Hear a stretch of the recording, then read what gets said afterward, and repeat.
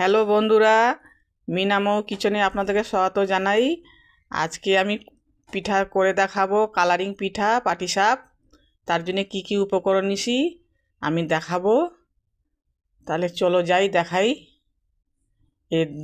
দুই বাটি আমি চালের গুঁড়া নিছি। চালের গুঁড়া এক বাটি ময়দা নিছি, 1 কাপ দুধ, 1 চামচ লবণ, আধা বাটি চিনি, বড় কাপ দিয়ে 1 কাপ দুধ নিলাম। এটাকে আমি হালকা হালকা করে মিক্সড করব। একটু হালকা কুসুনো উষ্ণ জল নিলাম। ব্যাটারটাকে তৈরি করব। ব্যাটারটাকে ব্যাটার থেকে আমি 2 হাতা বাইর করে নিলাম। এটার মধ্যে আমি কালারের জন্য বিট ব্যবহার করছি। বিটটাকে ঘষে নিচ্ছি। ঘষে নিয়ে এই যে ব্যাটারটা আধা ঘন্টা রাখে দিব। তারপরে এই যে যেটা ঘষে চিপে বাইর করছি বিটের থেকে, ওইটা আমি এই ব্যাটারটার মধ্যে দিয়ে মিক্স করে দিব। এখানে কড়াই বসেছি, এখানে 1 কাপ দুধ নিছি। দুধটাকে জাল দিব ভালো করে, ফুটে গেলে পরে 1 কাপ গুঁড়া দুধ দিলাম, 1 কাপ চিনি দিলাম। এটাকে ঘন করব।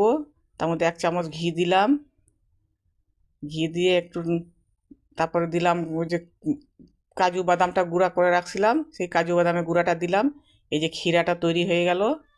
এইবার এক এক করে পিঠাটা ভেজে নিব।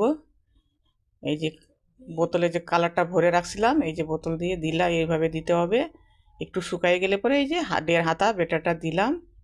1.5 হাতা বেটার দিয়ে এরকম করে চারপাশ দিয়ে ঘুরাই নিলাম। এবার ক্ষীরাটাকে চামচ দিয়ে না হলে আমি হাত দিয়েই দিলাম। এই যে দেখুন কালার পিঠাটা কি সুন্দর দেখতে, দারুণ যেমন দেখতে, খাইতেও তেমন টেস্ট। আপনারা করে দেখবেন, তারপরে কমেন্টে লাইক আর শেয়ার করে দিবেন।